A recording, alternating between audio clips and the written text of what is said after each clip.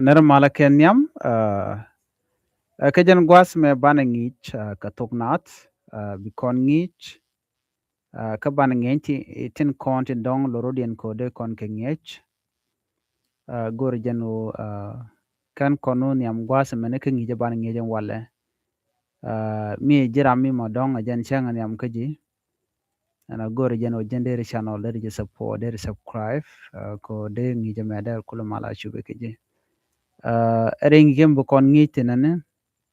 o de kon tung nuere de kon gwar de kon ngaj ano dara gwa en wodi en nyoga ni ko kien ko sen listen bana to be bala listen mo gwa listen mo ro de ke ano no men bana ngite ne jana mo menen kon mo gwa sama ci konen ka tin kon dong lat krodian titi ano ke bani tognat am de recommend yo terek ba comment be je gwa mi jiram dong de comment ko chana ngi ke bana tognat gore jeno ba ka bel men bana focus tin gwa bana focus ka do ba dana dong de rande re queen ke ja ci ko rai ke ban togna sendit ala titini ci ko rai tin mun dong ci ngai ke ke che chojen che chom gwa ko de rande ro de palpin ka ngai ja ba ka kwen ka kel ko bi kon kula te ka ngech ka do ba dan dong de ran dara na ma dara ngai ke ja a e I O U wa ya ba pa ma na na nga nya ra da za ta sa la ka ga ha sha ja e o o di jikon enti kan bana tong na tendit te ko kien tine ke bane tin tuani ke ban tin de ko laro bane chek jodien ano ka tukna gwasa me lamen gwaikar wada gwarian chu jodien jene kelo a e o hu wa ya ba pama na no nga nyara da za ta sala ka ga ha shaja ha o o titene akan banan kon chal ka bane tin twani ke bana tin chal ka banan ti tot bel kon ga ti ko chi ko writing chi ko writing ga ti ne just the kon recap ko de kon ti ka ngi ko ngumulut kana ko ban ko we ka really listen and ana ban ngi jen wale titi ke bandin chek jodien ke chal ka kan banatin chek jod kien wa ya ba pa ma na na nga nya ra da za ta sa la ka ga ha sha ja kar ti chal ka bane tin chek jodien bane chek jodien ano ka jandang ro ko din ka tong nor mi ay ti no bane chek jodien ka di bilaro ka jandang ro ko ajen kan ajen pegdian chalga bana chek jodien me bi ngacha la definition yen ki de ngai gwas men no mi cha bana chek jodien no ngulot kene bi ngaje no bana chek jodien ken la to ke riedo ke kan la gut ke riedo ne ana banen kon te dar chalga bana yu ala ken re bane no so ko kuje mo bana tin bu kon ngaje no chalga de chalga ke e bana tin chek jod ki den ki ban ki tin chalga no bane tin te ke jus ti let che gwada me ban rake kui bantin konen shamat kakan bantin cek joden te man shamat cet kenya sa na kaza na me chale na kenya me shamat ya ba chole di ba chole nya again different na me madi ke ya ba chole nya tam madi ke ha ba chole sa na me madi ke ha ba chole na da me madi ke ha ba chole za nya cet kenyal sa cet ketok na chet kenyal za chet kadol no titi de ngaje no ka bantin konten chamat ke bantin kon chal ken o chek jodien kan ban pai kon ga gitona ga to go ti ko ken banen ba writing ka banen konten chi good ka ban no chet ka sha good ka ba ja che good ka ngu che good ke riet kach, det, kit, bap, gak, whipping, wada mene, de kon jigo titie ken good kungutin good carriet. Katin kon ji good carriet, mishal ka meja. Tel mu good ke ja, tel mu good carriet, karir kon cha gor la jam shinen chi jori ling chet ka kach, ngaje no na mengu esha, no chi ja. Ja ke da chet ke ta me jen gwana jen da cha gwa. No kit chi kit na me chi jen correct da. Na me bap jen correct da chi bap. Na me correct so kuj mo ba che good ke carriet. Gwada me gak ki gak ga gwada me she good carriet mi she deling she der good ka ga be good ka mo be good ka ka. De ro ka ba ka tin kan ti. Ka tin kan the real tin kon de ngach no ke very important ka tok na right kon ka jam gor do okay gor je no be focused tin ka tin ku kuje mo sha jana gwana jan ta jana gwana jan pa jana gwana jan ka jana gwana jan ja teleje shit ka kai kaje correct ka jeme shi correct da jega tut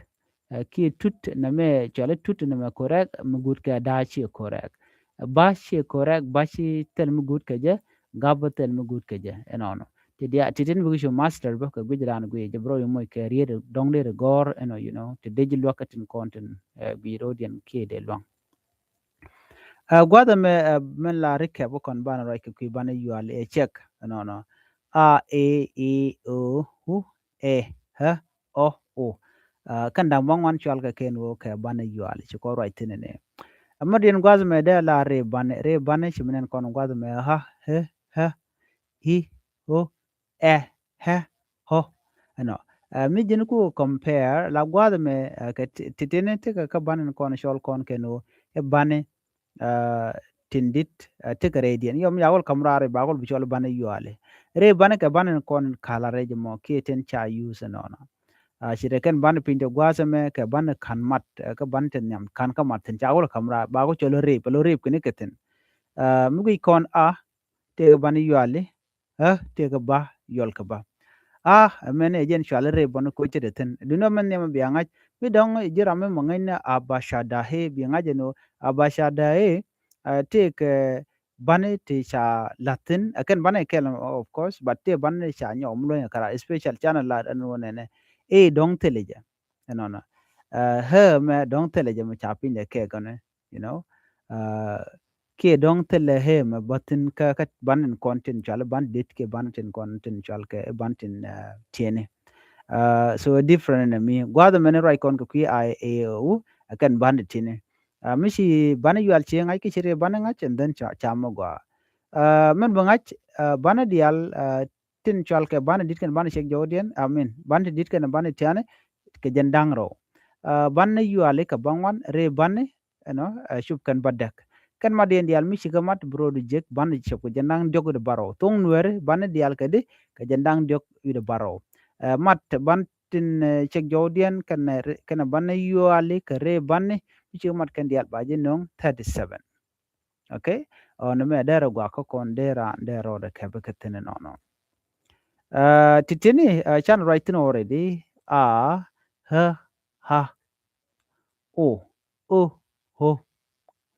e he e ha o ho i hi hu wada me dio je kon ngwana gorten be mo example mo gore je chana men gor ne na chana kak men gor kak an mone men dere mene ci mandan chana bij mandan bana ko la to ko ngwana siang che na me la ka ba en che jode ka kuje mo jala to ke rie don ke jala gud ba ke rie tit ka kwa de mene ko ka ban che jode ba di to rie men bi gor gwa de me bala bayol ka ci ko right bayol ka ken re baka ka la te dero ki ka la gud ba ke rie sometime no chirim gi kono me ken yam bi ban chik de bi ko nan kana bayol ka den bi ko lo gut ke je chit ken men te de chola ka mi shi kaw ma tini ba chola ka no no mo de la jen mu kon ka ha chan duor gor gwa de me no mu gor kon pet no mene pet sorry pet pet jide ka audio de kon la pet kon la kwen ka pet run ka ki mi chiran che jo pet no jen gwari na kelo ne ken yam bi ngaje no ne pa e ban chek jode no tak ne ha mo kwale chole ta e mat bana dangro mi chole tak ne ha e ban chek jor ba khulu chole ta pet no chale ke pet ha gwada me ban dur gor chet ke tak no tak mi tak ka dur chole tak ha ajen gwien me ne me chole ha ki ha mi chakale ka dangro ne me tak wana ka o chet ka tok mi cha do cha tok akwa gor je chet ka tok ka chek tok men yama me tak ne ha chole de chole ta mi shi ngai ka cha jen tak ne ha chole de chole ta ne me etok mi gura me ala o bayol ka kie bane kire bane so bayol ka ne bane ka dia ka lalat ka dero ba yu guk ba gukungu ba ku ke ba en chek jode wana ka o shit ke de kon larno de kon dur gor channel dur gor shit ke but no no but o shit ke but ne me o chale but o ba chek jode ne me ba yol ka kire baka ba o gakung ba o gaka ba chek jode be jinung be jinung but ne me ho ka wo de kon dur de kon gor chan dur mun gor be tok mu gori tok kie gori kol ene mi dero lodo ne ke melariet bi gor ka je ho tok ta ho ka chale tok ne me chet ke kel chet ke rew chet ke ber no de gotin ber non awewe mi kon gui kon gwa de kon ben gwa mene ne me chan do gor kel okay kel ki just de kon do gor mi chet ke pet pet ki pet jen gware kela ne me de kon ke gor ke ki ta ki en muloro do mo de gor ke je ne me bana ke gor ki kek ki pek ki dep en me der lut ke je ne mo ne me chale shit ke bir shit ke kir shit ke dep ano awewe en mo chale ne me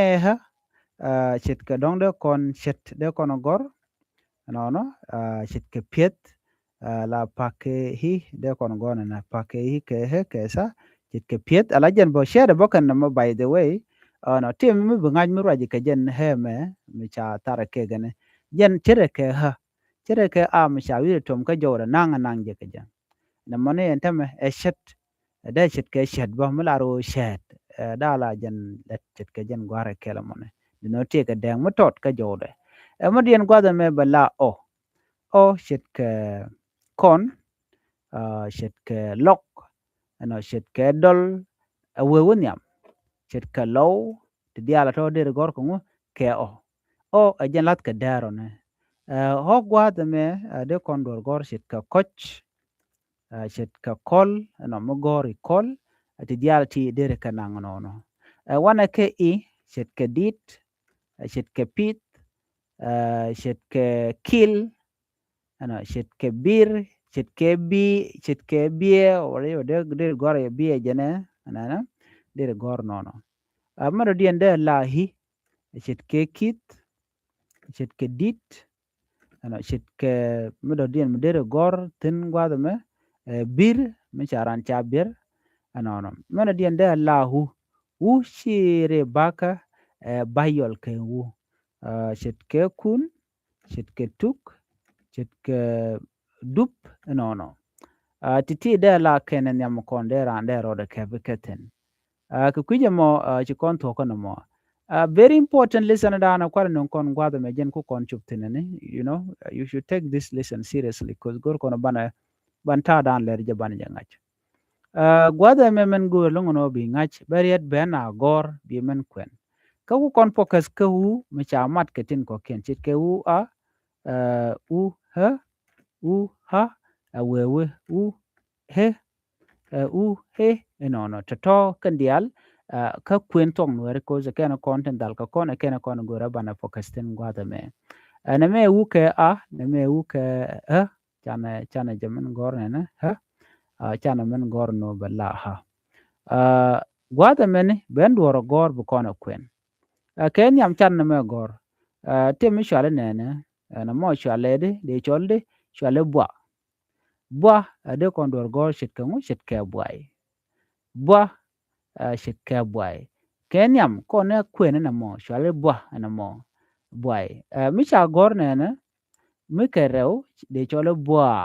okay bua boriet ka kon were bua malude mi ci poni mi ci wujir ka ci poni ci kut ci poni ci kon ke ci ringdu ko mi kut be ringdu be jadai ande na mo shwale de shwale bua unless cha je kon mo ko ke liet ke den ba yir and then don jan bi ko le bijano de pon der ko le gwa chero deleret bua eriet bone bua e shoran du no bua gwa da me bua teleja bua na me bua na ma mi na me bua na me bua so right now be dag den bi nga chan na men nyoko men nan kono nyok mi sha wona na mo e chwale lwa ka tungnat mi chan e gor ne de lo nungu okay na mo chwale lwak kum gor kon dor gwa da men me de kon gor chan dor gor gwa da men mi sha we na mo de nang ne chwale dwar ki dwar don't there teriet but a very important ka queen ka je achimishar arche wujete sorry kira michara wuchal de chwale dwa no no akon nyaga no gwad mede konen neme de nangade neme de nangade neme de nangade this one neme de nangade neme bana kon mo ka duorodien ko te dum wante lat ko dien no chane do gor shetke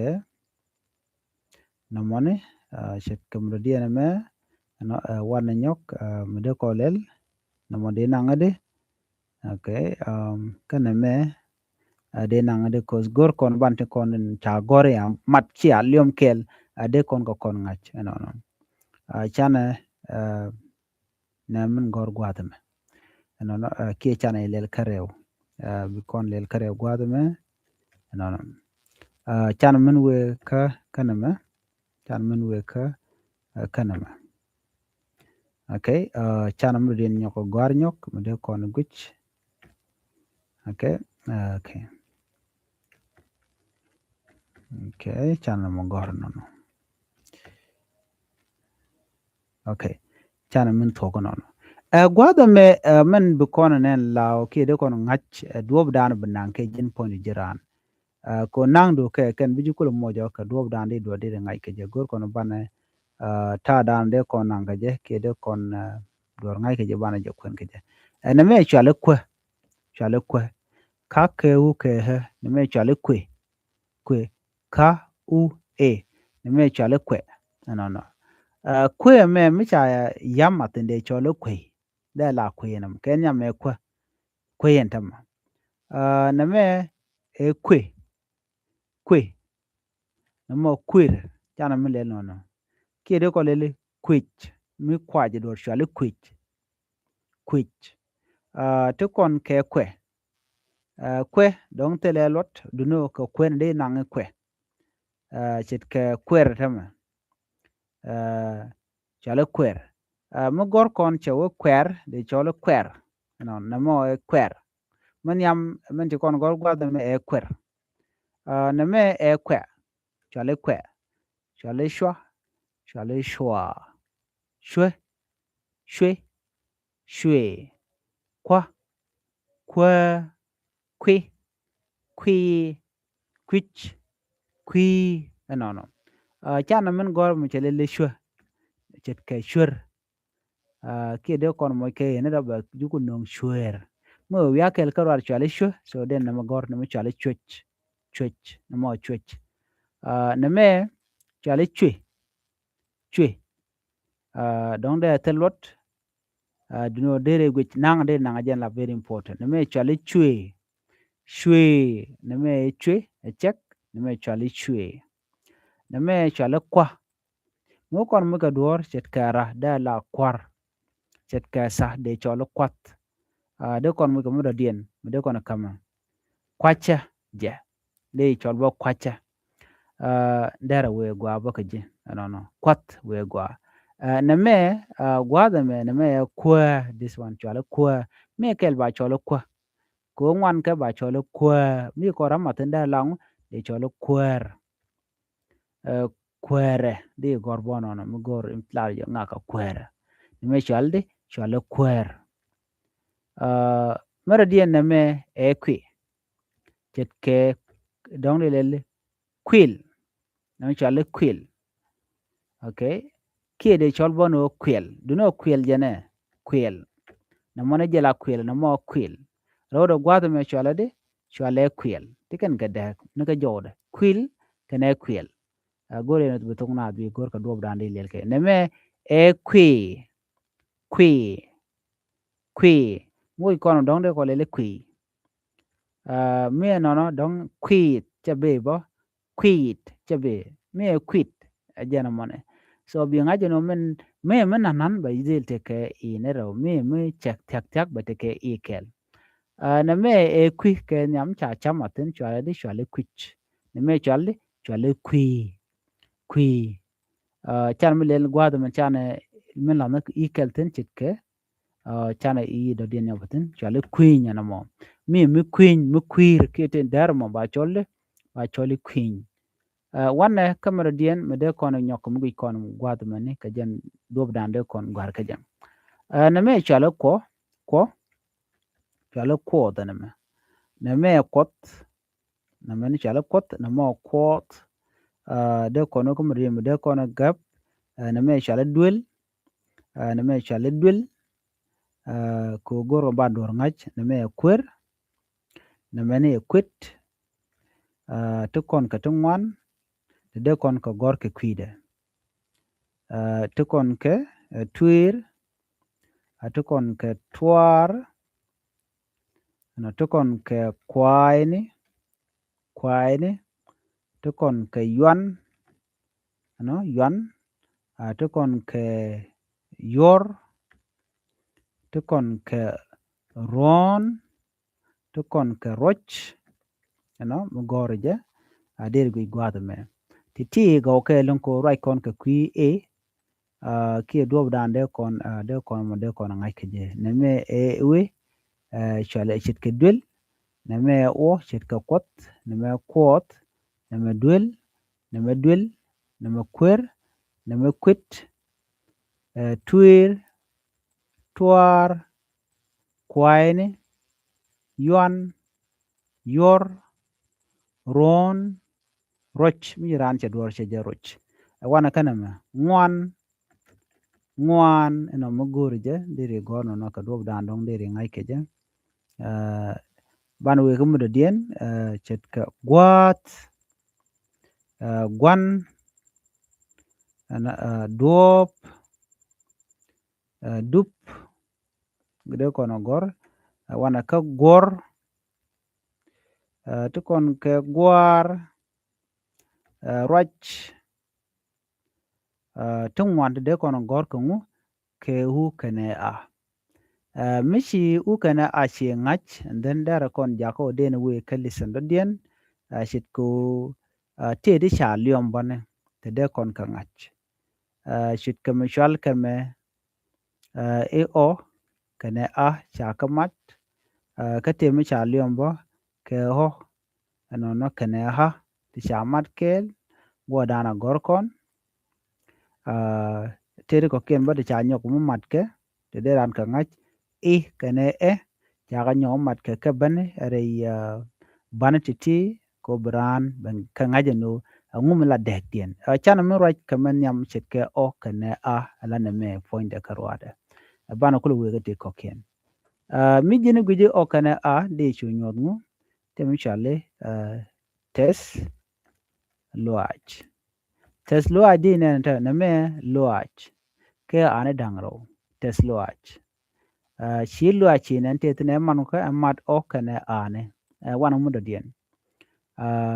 kana me bokon yo moja kon kamu dong de kon ngai gwa samo te me cha gor ne ne am de kon ngach bat bala ne me bala ho kana shit ka koch luaj. Adine neme ho koch luaj. Neme o kene ha tiken kel chaga mat bike ho kulnong bako nong kwash luaj. Gwam jikon luaj kon yomunen kon nmen pai kon use gwaseme. To kon ke I kene shit ke kel ana dere gornono. Kel tetin to kon shit ke beer ene dangro me me ba choli bia to kon ka to kien shit ke piet ano dere ngaje no ti pa ke ike tetin ko jen dana gor ka titine kan dong de jinyon na mi jinen gor dor chale piet bie no chale bie so kuje mo tele bie da la jen bie ke piet ke kel no to kon ke tiek mi cha we na mi tiek no shi mi tiek mi tiek de na ngane na mi tiek gwada me kon en che beger lo mean that to kon ke ikanemu kana ha gwada mane ko bi ta dana cha gor ke bi kula ngach neme listen me din mo goro de rodu nge ke jene siang okay ka beto gwas me ben na ngi ni siang ka de ti do dande kwin ke je be wetin chirim kon gor gwa me me tes loach kwach loach kel beer piet mi tek mi tiak tin bi akwen gwase me what I want you to do jene ko bititi bi kula ngaj menyam kon akwen ne me chale te kon kwen ne me chale loa ne me chale kwa ne me chale loa bi ba njak bi kula maten ne me chale ke bi law maten ba kujikul non kel ne me chale bie ka ra te ke lot ne me ne bi gwa chale pie ne me chale te mi wi kamaten ba tek nan ba tek ne me tia chale tia ala tiak bi kamaten no ne me chale tia ba kare ti bi ngaje no de ne me mi chale wa o kana am cha ka mat be nong dor loach kwach loach kel beer pies mi tiek mi tiak bi chunene nono so der jinge je long mi chiti dial ti chi goro dere ka ngach gwad me chi korach ka titi ne me chale quit de ne mo kon ke chale kwi chale ko chale dwe chale kwe chale twe chale twa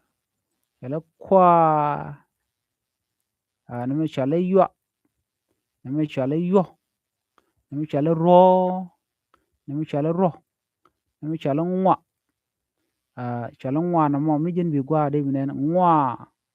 to kon ke gwa to kon ke gwa to kon ke do to kon ke du to kon ke gwo to kon ke gwa to kon ke rwa ti kon nen tini o bi kwendu bi menon bi riet bi ba a moment good ke bi kulo maten so ne me batung nuardu be jakama gwa long gwada dan gor jeno der tung nat no de ngaitin gwada me de jogono ne bi akamal